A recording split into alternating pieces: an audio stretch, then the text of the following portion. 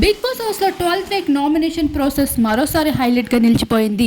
మట్టి పోటీలని అయితే నెత్తి మీద కొట్టి నామినేషన్ ప్రాసెస్ మొదలెట్టాలి అని చెప్పగా రతిక శివాజీ దగ్గరికి వెళ్తుంది. నామినేషన్ ప్రాసెస్ అంటే తడబడడం కాదమ్మా, నీ పాయింట్ నువ్వు స్ట్రైట్ ఫార్వర్డ్గా చెప్పాలి, ఎదుటివాడు నీకేమైనా చెప్తే దాన్ని నువ్వు డిఫైన్ చేసుకునేంత దమ్ము ఉండాలి అంటూ శివాజీ చెప్పడంతో ఇక రతికలో అసలు యాంగిల్ అయితే బయటికి వచ్చేసింది. వచ్చి రాగానే శోభ, నీ క్యాప్టెన్సీ ఏమైనా మంచిగా ఉందా, అసలు నువ్వు క్యాప్టెన్సీలో ఎందుకున్నావో నీకే తెలుసా అంటూ శోభ ప్రియాంకల్ని అయితే నామినేట్ చేసుకుంటూ వచ్చేసింది.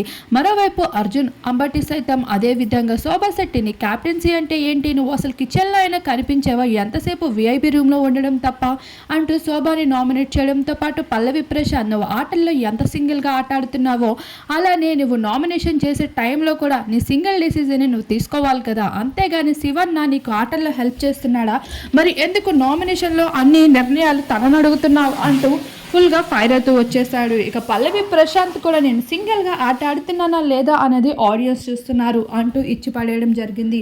అయితే పల్లవి ప్రశాంత్ అర్జున్ అంబాటికి హౌస్లో పెద్ద గొడవ జరిగిందని చెప్పుకోవచ్చు. ఇలా ఈ నామినేషన్లో అయితే పల్లవి ప్రశాంత్ సింగిల్ ఓటింగ్ రావడంతో తను సేవ్ అవ్వడం జరిగింది.